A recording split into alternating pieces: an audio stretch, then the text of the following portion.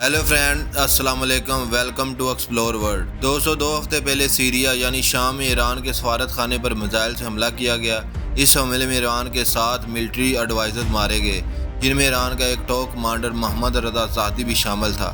ایران کو یقین تھا کہ یہ حملہ اسرائیل نے کیا ہے اور ایران نے اعلان کیا کہ یہ لوگ اب اس کا جواب دیں گے، اور دوستو پھر ایران نے جواب دیا۔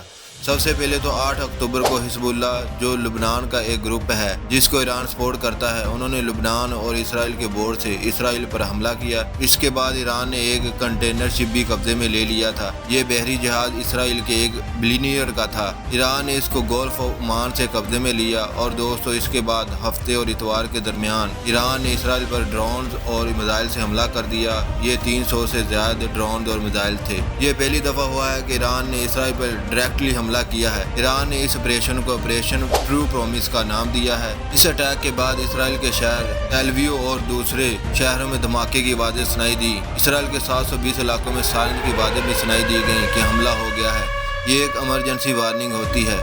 ایران نے اسرائیل پر 120 بیلسٹک میزائل، 170 ڈرون اور 30 کروز میزائل سے اٹیک کیا ہے۔ دوستو یہ ایران کا بہت بڑا سٹیپ تھا، یہ فیصلہ کرنا کہ اسرائیل پر ڈائریکٹلی اٹیک کرنا ہے، اسرائیل کے حملے کا جواب دینا ہے۔ ویسے تو ان میں سے زیادہ تر میزائل کو اسرائیل کے بارڈرز پر ہی انٹرسیپٹ کر لیا گیا تھا، یعنی روک لیا گیا تھا، کیونکہ ایران سے اسرائیل ڈرون میزائل 6 گھنٹے میں پہنچتے ہیں اور اسرائیل کو ان کو روکنے کا کافی وقت مل گیا تھا۔ لیکن اسرائیل کے ساؤتھ میں اسرائیل کو بہت زیادہ نقصان پہنچا ہے۔ اسرائیل کے شہر نویتم، ڈیمونا، الیاد، یہاں لوگوں کو بومب شیلٹر میں رہنے کا کہا گیا ہے۔ یعنی ایسے نہیں ہے کہ اسرائیل بس فوراً تباہ ہو گیا ہے، جیسے ہمارے کئی نیوز چینل صرف ویوز لینے کے لیے ہیڈ لائنز لگا رہے ہیں، لیکن یہ ایک شروعات ہے۔ ایران نے بغیر کسی خوف کے یہ سٹیپ لیا ہے۔ ایران نے یہ بھی کہا ہے کہ اگر اسرائیل نے اب کچھ ایسا کیا تو یہ پھر سے اسرائیل پر اٹیک کریں گے، اور اب یہ اٹیک اس سے بہت بڑا ہوگا۔ ایران کے پریزیڈنٹ ابراہیم رئیسی نے کہا ہے کہ انہوں نے اسرائیل کی